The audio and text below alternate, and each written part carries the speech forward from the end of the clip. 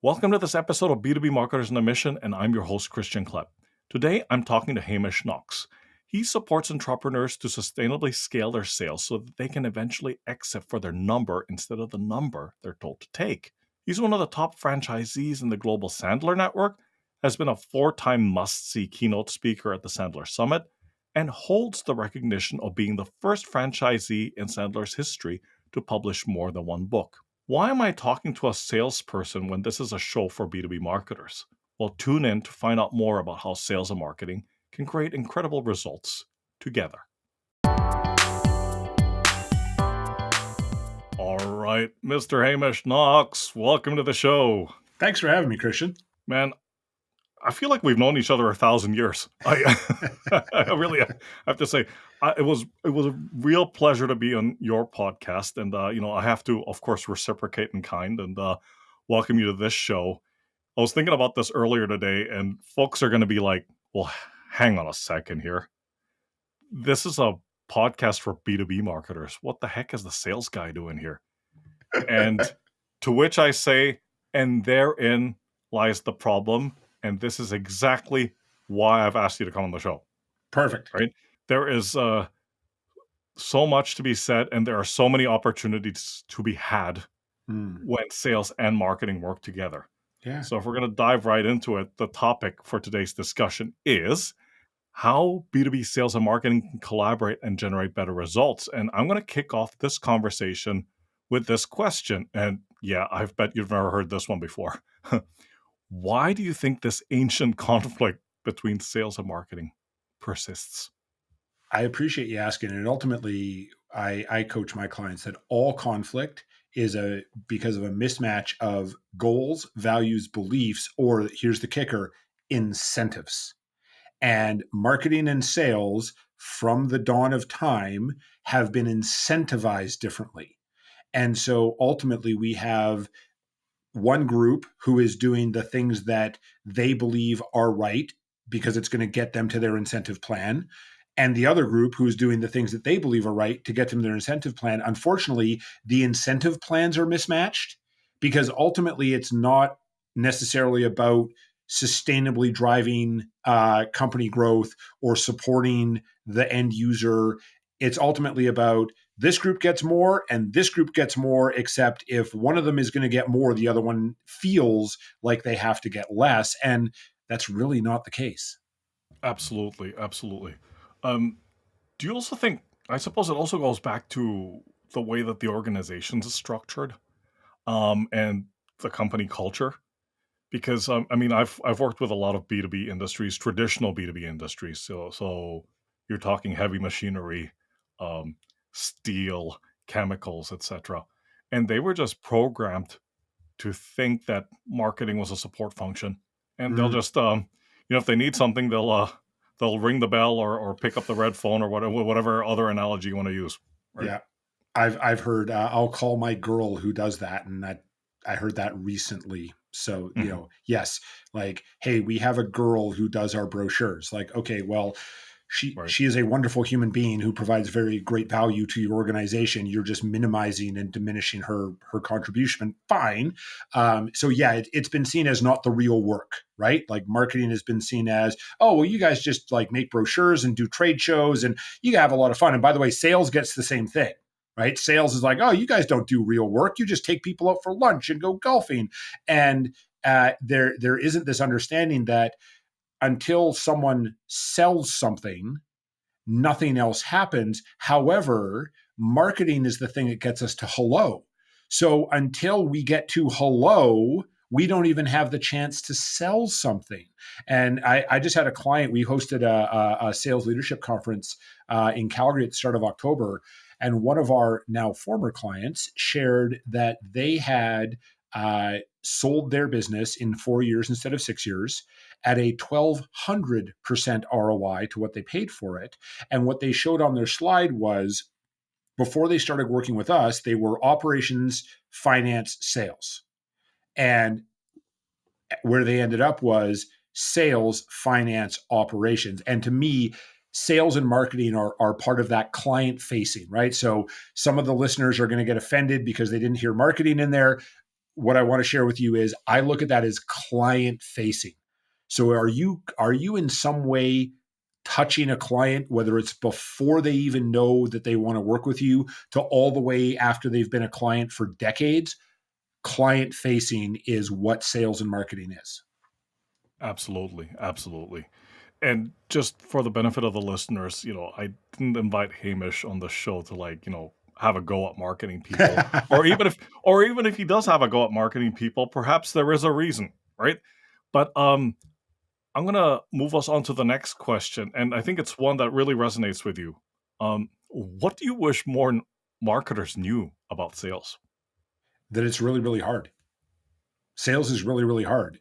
Sales people, especially frontline sellers, get rejected every single day. And if we break this up into like the BDR SDR world, those BDRs and SDRs are hearing more no's in a day than most individuals hear in a year, because that's their world. They're just out there trying to find that one person who says yes to an initial conversation. And so for marketers to understand that sellers and all the other, direct client contact individuals, they want support. They want their lives to be easier, and they often feel unsupported. And I will gently poke at marketers today. As I've already said, marketing is an incredibly important part of an organization. And sometimes they get up in their head about certain things and are not necessarily supportive of sales just as much as sales is not supportive of marketing. So today's episode will be fair and balanced. Absolutely, absolutely. I'll take your word for it. I mean, to be fair, and we've had a conversation about this. I didn't start out as a marketer in my career. I Right. actually started out as a salesperson. Mm-hmm. And I think my first job, if I remember correctly, and I'm going to age myself a little bit here, but that, c'est la vie. Yeah. Um, I started out as a sales guy, like doing cold calling for Mm-hmm. Motorola walkie-talkies. Wow. Do you remember those old gals? Oh yeah. Right? Like, and to your point about like getting rejected, I mean, we had a call about 100 companies a day, and I would say 96 or 97 of them either hung up or said no Yeah. or don't ever call me again. Yep. They might have said used a few other choice words after that, but I will not repeat those here. But you get the gist. And maybe there was one or two that said, okay, oh, it's a free trial. Sure. So you kind of can't blame salespeople for the way that they conduct themselves because, as you said, they have to have this a bit of a thicker skin, if I can say that, Mm-hmm. like because just rejection's part of the game, It is. right? So, and going back to a previous point, why do you believe it's so important for sales and marketing to work together? Like, what is this magic that they can create if they actually like get all their ducks in a row? Because ultimately they create velocity in the revenue growth of the organization. Because if sales and marketing are aligned, it's to use a tired analogy, it's like rowing in opposite directions. And marketing and sales, and by the way, they think they're rowing in the same direction, but they've got a wall between them. So they're like, well, why are we spinning? Well, I'm rowing left. Well, I'm rowing left too, except that because we're on opposite sides of the boat, the two lefts spin us in a circle. So if we align marketing and sales, now we have this rocket that can very easily bring in the right type of buyer to our frontline salespeople. Again, whether they're BDRs or whether they're that more traditional prospector qualified closer. And then that person is already set up for a successful conversation because the buyer is coming in knowing who the company is, knowing the types of challenges they're solving, and it becomes a much warmer conversation for that first sales contact. And to that point, when marketing sends over a lead to sales, sales actually believes that it's worth their time to call, because that's something that I've heard over and over, in my previous roles, as well as working with my clients, it's like, yeah, they send me a marketing qualified lead, which is essentially a single name that's probably made up and a Gmail address. And it's like, how am I sell multi-million dollar pieces of industrial equipment. What am I supposed to do with this? So when we align everything, that goes away. Everybody gets to be more effective and more efficient. Absolutely, absolutely. And you did touch on it like a few minutes ago, but what do you think marketers can do differently? Because I get that because I was on the receiving end of that, like Mm-hmm. getting the wrong leads, Yeah. right? Or getting what marketing considered a qualified leads, and then sales looks at it and says, well, no, in fact, it's not, Yeah. right? So how can both sides close the gap there? How can we get this on the right track? That is an amazing question. So it starts again, fair and balanced here. So number one, sales has to be willing to share. And this is a challenge that I see sales leaders in particular. They're like, well, you're marketing, we're sales, we're we're the ones who make things happen. Stop bothering us, just go make some more brochures. And that is a defeating attitude. So the if we look at the top end of each group, the sales leader and the marketing leader, the sales leader has to look at the marketing leader as a peer and as someone who is going to support their team in getting to their goals faster. So sales, be open-minded to working with marketing. Marketing, I'm going to steal from you a little bit, which is marketing, go to the field. Go on sales calls, double jack, which is if you're listening in on the calls, or Zoom along is another new phrase, right? And by the way, for the marketers who are listening and they got a little tight when they heard go on sales calls, it doesn't mean you have to participate. The salesperson says, hey, this is Hamish. He's my colleague. He just joined the firm. He's sitting in to get a sense of what our clients are.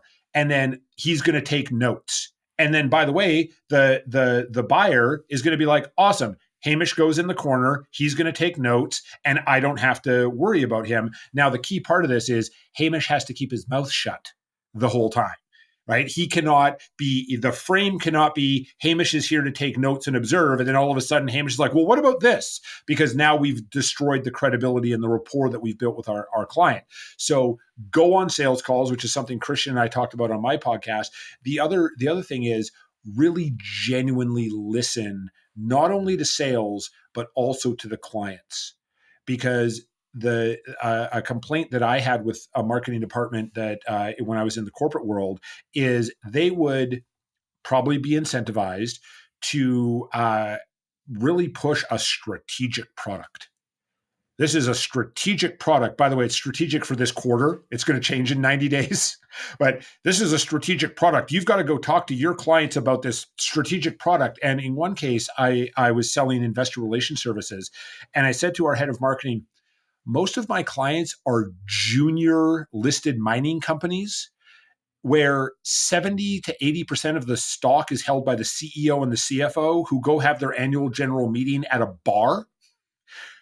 If I go in and start talking to them about this strategic product, I'm going to kill my credibility. I'm going to be a pushy salesperson. So I get that you want me to talk about this. My clients are going to destroy me if I try to do this. So when marketers are actually going out and gathering this data, actually going back and really saying, oh, this is the real data, not coming up with a hypothesis and finding data that fits the hypothesis.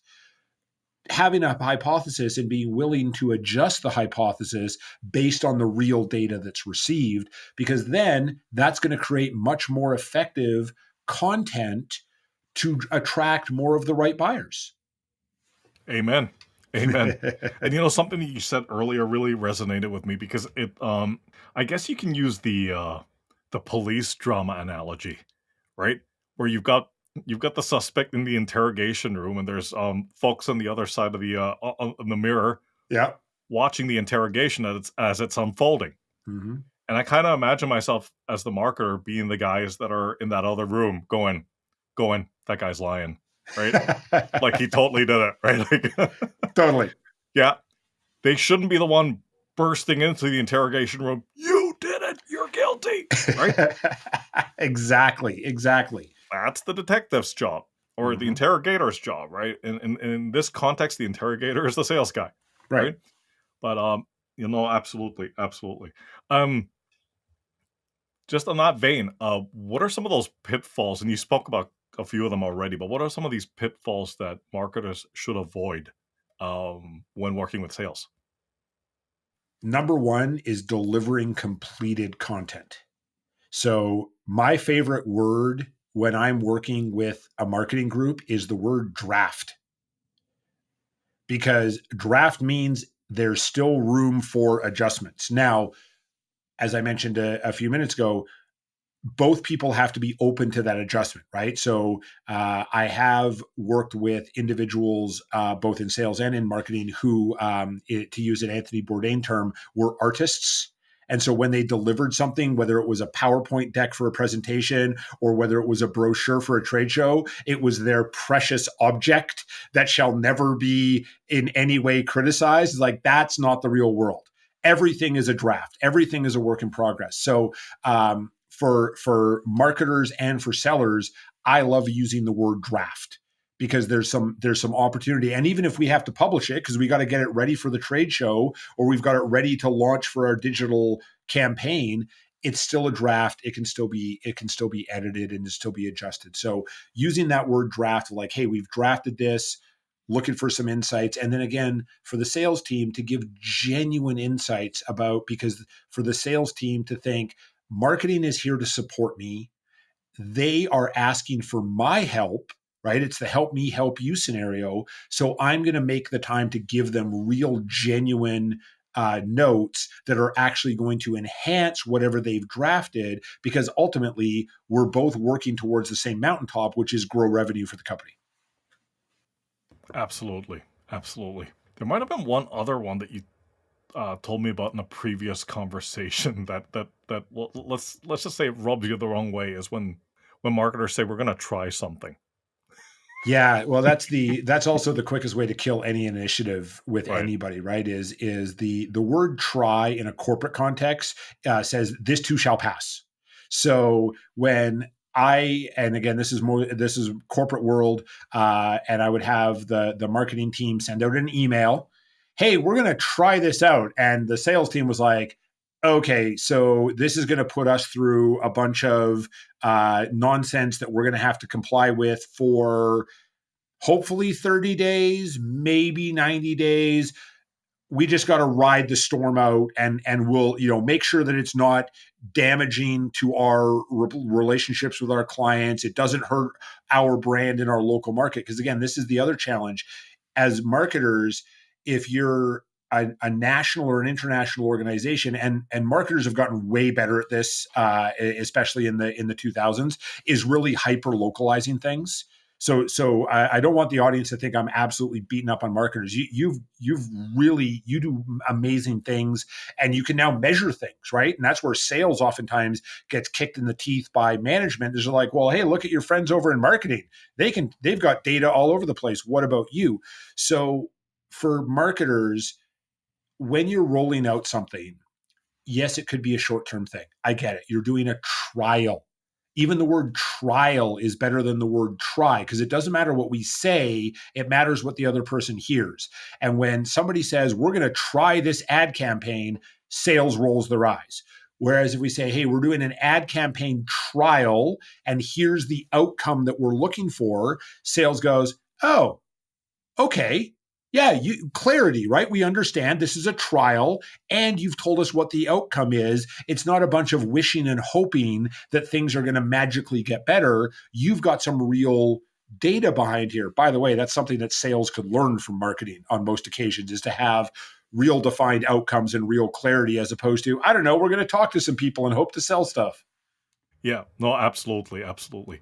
um the other thing I do remember from my experience also being in corporate, what salespeople really hated was if we used to call meetings and we don't say, "Hey, listen," and we got better at it over time, obviously, but like Right. call meetings and not defining what the purpose of the meeting is and what the expected outcome is. And by expected outcome, Do we want feedback? Do we want validation? Do we want collaboration? Who's responsible for said meeting, right? Because somebody has to be responsible. Like, who called it, right? Overarching in any role, high performers do not want to be in meetings. Now, high performer, operations, marketing, finance, sales, like pick a department. The true high performers want to be doing the thing that they do really well, whether that's supporting clients, finding new clients, developing new content to bring in ideal leads, delivering, whatever it might be. They don't want to be in the meetings. And you nailed it, Christian, of whenever someone looks at a meeting invite and says, I don't know why I should care.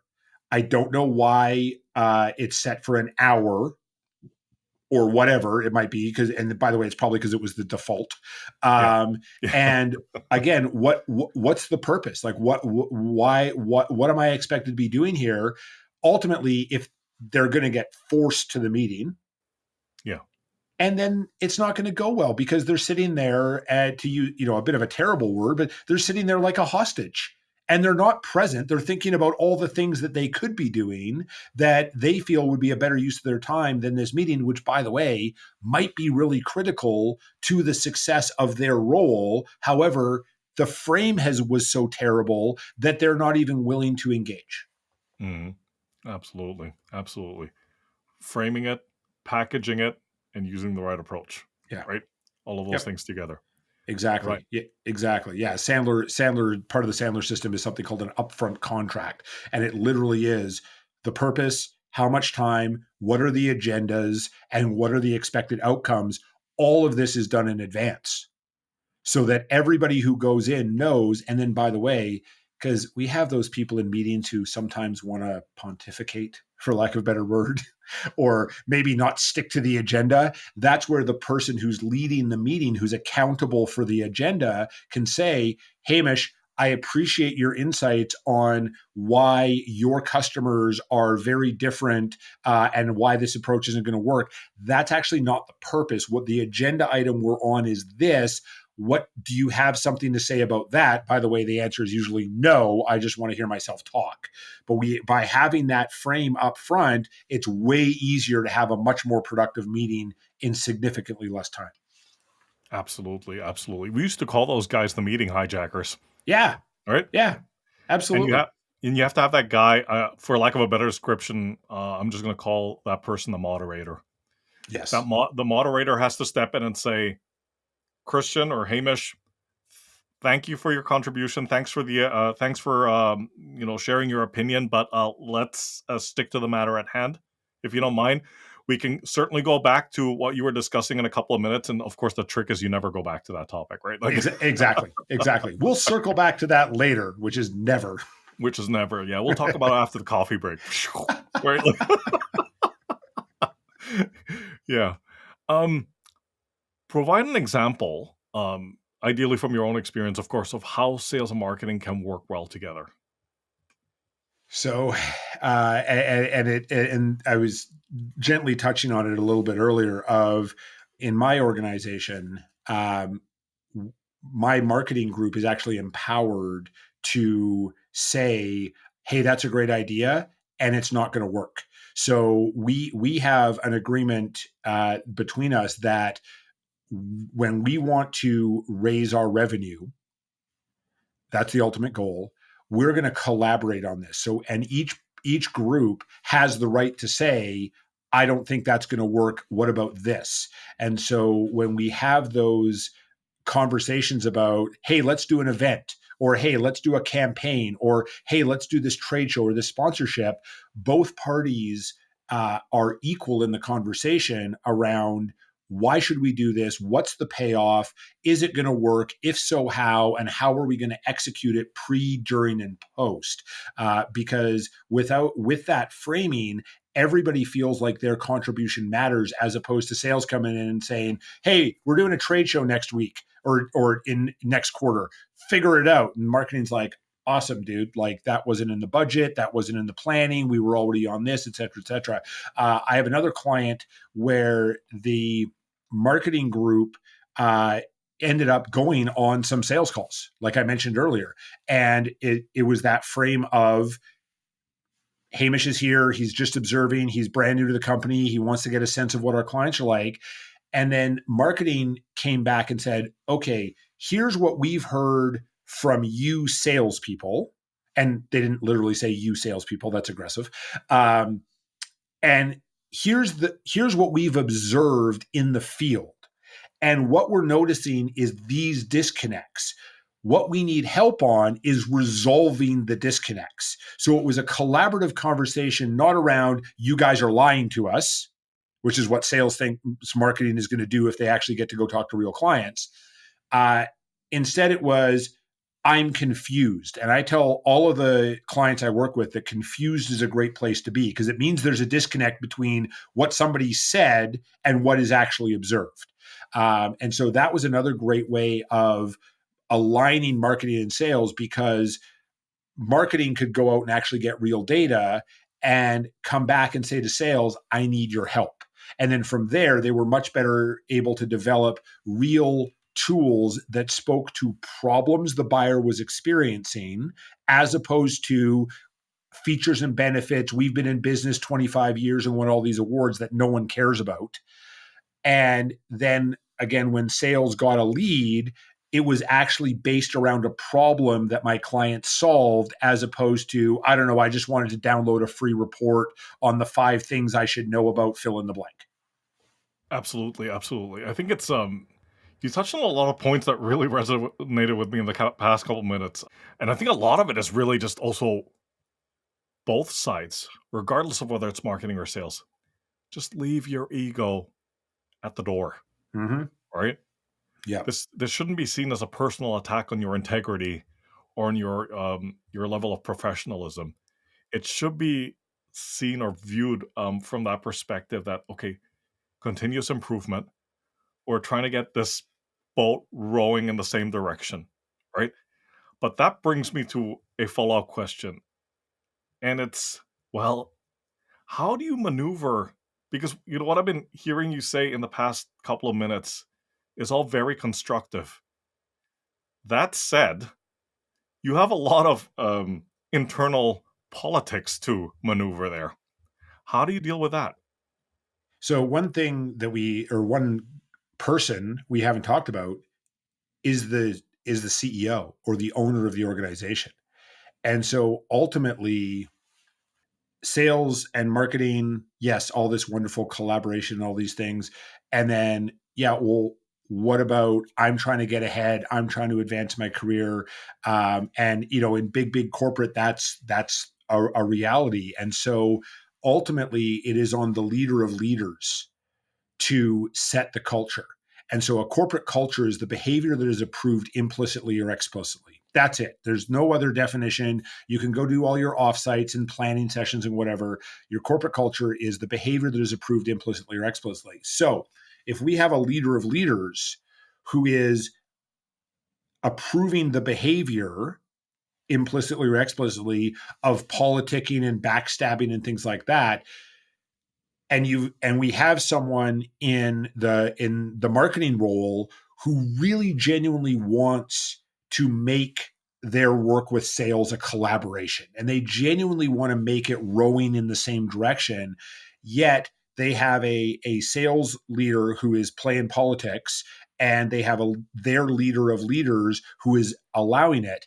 That is an awkward conversation that the marketing leader will need to have with their leader of leaders, and say things like, here's what I'm observing, my sense is, I'm struggling with. And so then again, it's not the finger pointing, it's genuinely looking for a solution, which at that leader of leaders level, that's what they're looking for. They're not looking for, wow, they stole my lunchbox. They're looking for, this is what I'm observing, this is how I'm feeling, and here's what I'm thinking about a solution. How do you feel about that? And then letting the leader of leaders say, suck it up and deal with it, which is one option. Or the scales have fallen off my eyes, I can see again. Oh, thank you for bringing this to my attention. Another option, by the way, both are probably not going to happen. And having that clarity right? Creating that clarity around desired future state. And as I've coached plenty of clients in big corporate, at some point you have to ask yourself, is it worth the brain damage? Because you have to go have the conversation. This is not permission to Yeah. just run away. Yeah. At some point, if you do everything that's under your control and have stated clearly your needs and in your desires to create success for the organization, and you're not getting supported, you have to ask yourself, is it worth the brain damage? For some people, the answer is legitimately yes. And for other people, the answer is no, I'd rather go find an organization that truly wants to have a collaborative, client facing organization. Absolutely. Absolutely. So it's got to be the right fit, right? At some point. Yeah. Absolutely. Okay, my friend, we get to the point in the conversation where we talk about actionable tips, and man, you've given us plenty. But I guess the way that I'm going to frame this question, Hamish, is if there is a B2B marketer out there who is facing this issue that we've been talking about right now, and there are 3 to 5 things that you want them to walk away with, what would they be? So the first one is when you are listening to a seller or a member of the sales organization, sales leader, frontline, doesn't matter. Always restate, never paraphrase. So we're taught in conflict resolution to paraphrase. Christian, what I think I heard you say is, did I get that right? And I mentioned earlier, it doesn't matter what we say, it matters what the other person hears. And in a conflict situation, and as we've already identified, it's a conflict situation typically. When we paraphrase, the other person doesn't actually hear us genuinely wanting to engage. What they hear is what they think is you're not listening to me. So we have to restate exactly what they said. So Christian, when you tell me that all the leads from marketing suck, what do you mean by that? That's a restatement. And by the way, I'm using my nurturing voice right now, audience, if you're listening. So I'm going to be a little bit gentler in a real conversation. I'm saying it for effect. So number one, restate, don't paraphrase. Number two, bring a draft. The phrase of draft is great. Number three, create clarity at every stage. I'm asking you because the goal I have is we're doing this for this period of time with this expected outcome. That creates clarity, that raises our credibility. Number four, seek engagement by ending sentences with question marks. The minute we end a sentence with a period, we're doing this. Sales is like, awesome, we're going to fight you. Now they're not going to say it, but their behavior is going to change, right? We're doing this with this expected outcome. What else would you like to know? Or what do you think we might have missed? Or something like that. Again, that's a draft, right? There's no perfect plan. And the last one is, and I'm going to steal it from you, leave your ego at the door. Ultimately, this is about getting to the same mountaintop, which is revenue growth for the organization. The minute that we decide that we are more important than that mountaintop, things are going to go sideways. Amen. Wow. I've been like taking notes furiously here, but let me just quickly recap those because I think it's worth repeating, right? So listening to the seller, restate, don't paraphrase, right? Bring a draft. That was number two. Number three is create clarity at every stage. Number four, I thought this one was really awesome. Seek engagement by ending with a question, right? Not a period. And number five, yes, leave your ego at the door. And that applies to marketing when we interact with creative people as well, right? Like, so Amen. Yes, Amen. absolutely. Fantastic. Fantastic. I'm going to ask you to get up on a higher soapbox than you've already been on, but like, just on this very topic, what is a status quo that you passionately disagree with and why? Uh, Oh so, boy. and it ties across marketing and sales. And it's that relationships are the key to growing a business. And it's complete nonsense. There's a Harvard study several years ago. It turned into the book The Challenger Sale that showed that sellers who tried to base things on relationships were the single worst performers. And in marketing, it's like, well, we have great relationships with our vendors or with our suppliers or with our creatives, and ultimately, I bet if you went and asked them, how do you feel about work with XYZ Co., you're probably going to get some information that you didn't want to have. So what I share is that rapport beats relationship. And the root of the word rapport is the word trust. So trust is the reason why we have the societies that we have today, because we decided that we would trust each other instead of bashing each other in the head with rocks and sticks. So I would rather focus on creating great rapport with my vendors, my suppliers, my colleagues in the sales department, the marketing department, the finance department, as opposed to attempting to go through the long slog of building a relationship. A relationship is trust over time. So if we focus on the relationship, we're probably never going to get there, and we're probably going to seem as pushy and aggressive and off-putting. If I focus on building trust with my colleague in the sales department, and by delivering consistently, by listening, by taking what they say and actually doing something with it, that is something that is going to accelerate us to that growth mountaintop, as opposed to, well, I've got a great relationship. And this, my friend, is exactly the reason why I asked this question, right? Because a lot of folks that I've brought onto the show and interviewed and what have you would argue that everything is relationship based, right? And it's all about building relationship, and that's to your point, that's what we've been taught to believe over time, right? That it's all about building relationships, and that kind of intermingles somehow with trust and credibility, Yeah. right? And so, thank you for bringing that fresh perspective. That is definitely something I'm going to ponder on. I mean, after your explanation, it 100% makes sense. But I was in that camp, right? That said, yeah, no, relationships first, right? Absolutely. And Yeah. it's something that again, and also it feels easy, right? Oh, I'm building a relationship with Christian. Hey, Christian, kind of curious, who's your creative person working on this? I don't know. It's some guy who's doing stuff for me, right? Like there's no, but it's the rapport, that trust over time, and relationships are crucial. I should clarify to the audience, relationships are crucial. As I said, if we focus on I got to build a relationship, we're actually not creating trust, which reduces the potential of a relationship. Absolutely. Okay. Two more questions and I'll let you go. Right? Okay. So, bonus question. All So right. rumor has it that you grew up in BC, or you lived in BC for a bit, right? I did grow up in BC. Yes. Oh, I'm sorry. For the benefit of the audience, BC is British Columbia, Yes. right? Fair. So, for those that are not very familiar with that part of the world where you've spent a bit, quite a number of years of your life, what's a fun fact about BC that not many people know? So, and a fun fact about BC, and actually the town I went to high school in, because I grew up in a village of 500 people, so there was no high school. Sicamous, British Columbia, is the houseboat capital of Canada. It Oh, used to be the houseboat capital of the world. That is now Lake Tahoe in the United States. However, 80% of the houseboats that are on Lake Tahoe are actually built in Sicamous and shipped down there.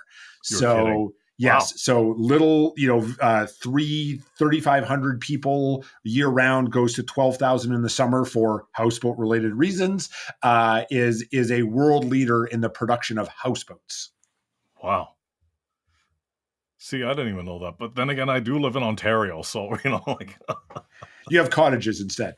we do. Yeah, not many houseboats in this part. Um, but Hamish, thank you so much. I mean, as expected, this conversation was dynamite, and I certainly hope that there are B2B marketers out there that are going to be listening to this show, listening to this episode, and hopefully taking as many notes as I have. So thank you again for coming on the show, for sharing your expertise and experience with the listeners. Please, quick introduction to yourself and how folks out there can get in touch with you. Yeah, thank you very much for inviting me, Christian. So, Hamish Knox, I am with Sandler Calgary, based in Calgary, Alberta, Canada. There are not many Hamish Knoxes in North America, so if you Google Hamish Calgary or Hamish Sandler, you'll find me very easily. You can also go to go.sandler.com/Hamish, which is Hamish, and you'll find my website. And then I'm very easy to find on LinkedIn as well. So, best way to get a hold of us. And at Sandler Calgary, we support our clients in having more effective human-to-human interactions, professionally and personally, so they can sustainably scale their sales and eventually exit for their number, not the number they're told to take. Fantastic, fantastic. So, Hamish, once again, thanks so much for your time. Take care, stay safe, and talk to you soon. Thank you, Christian. All right, bye for now.